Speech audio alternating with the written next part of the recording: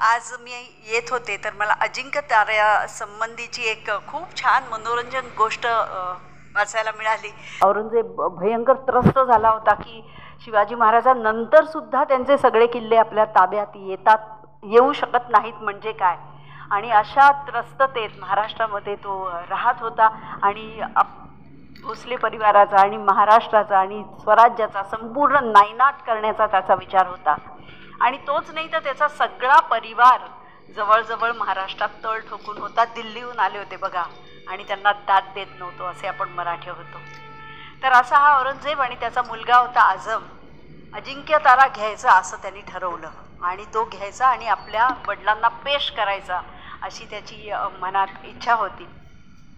तेव्हा अजिंक्य ताऱ्याचे जे मुख्य होते त्यांचं नाव होतं प्रयागजी फणसे। तर वर संपूर्ण किल्ल्यामध्ये आपले सैनिक होते, मावळे होते, आणि हा आझम आपली सेना घेऊन अजिंक्यताराच्या तळाशी येऊन ठेपला आणि त्यांनी एक शक्कल काढली। तो म्हणाला, मी ना एक भुयार तयार करणार। कुठून तयार करणार तर जमिनीपासून बुरुजापर्यंत, आणि त्या भुयारातून सुरुंग लावणार, आणि म्हणजे कळणारच नाही कोणाला, माणसं दिसणार नाहीत, आणि तो सुरुंग करण्याचं फक्त काम करणारे 2-4 लोक असतील, आणि ते तिथपर्यंत जातील तटापर्यंत, आणि तो संपूर्ण बुरुज कोसळेल। माझी माणसं इथे तयार असतील 2-3 हजार माणसं, ती ताबडतोब किल्ल्यात घुसतील आणि किल्ला घेतील, आणि हा किल्ला सर करून मी माझ्या वडिलांना औरंगजेबाला देणार।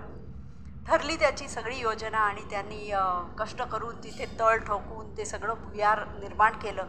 कळलं नाही कोणाला, वरच्या गडावरच्या लोकांना, आणि गुप्त पद्धतीने त्यांनी ते काम केलं। आणि इतका तो स्वतःच उत्साहित झाला की आता झालंच, आता काही म्हणजे प्रश्नच येत नाही, हे झालंच माझ्या हातून काम।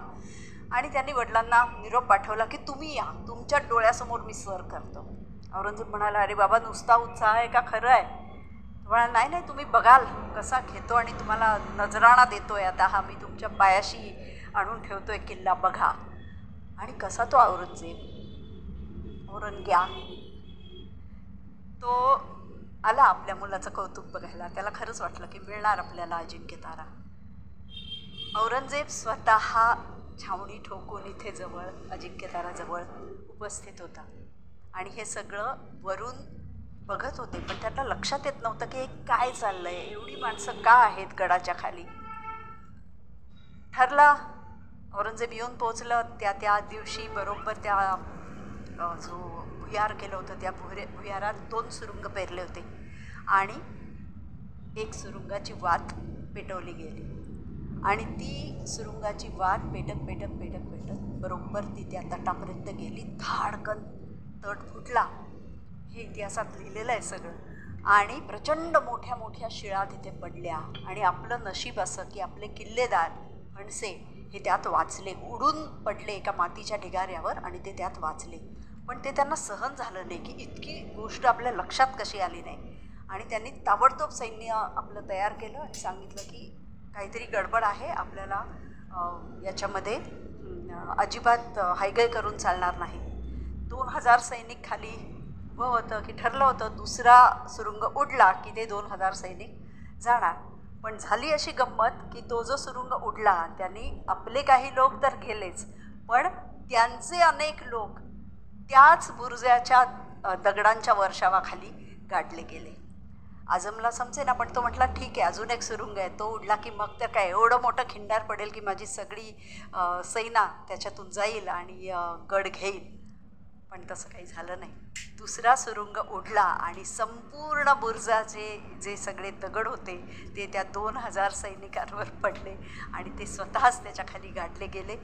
जे सैन्य आणलं होतं खाली आणखी त्या 2000 काही लागणारच नाही असं आझमला वाटलं होतं, ओव्हर कॉन्फिडन्स, आणि त्यामुळे सैन्य संपलं आणि औरंगजेबाला धावपळ करून इथून पळून जावं लागलं। आपलं सैन्य जे सुरक्षित होतं गडाच्या वर ते द्वेषाने खाली आलं, आणि उरले सुरले जे काही त्यांचे सैनिक होते त्यांचासुद्धा त्यांनी वध केला। इतक्या चित्तथरारक घटना प्रत्येक किल्ल्यामध्ये घडलेल्या आहेत, प्रत्येक मुलखात घडलेल्या आहेत।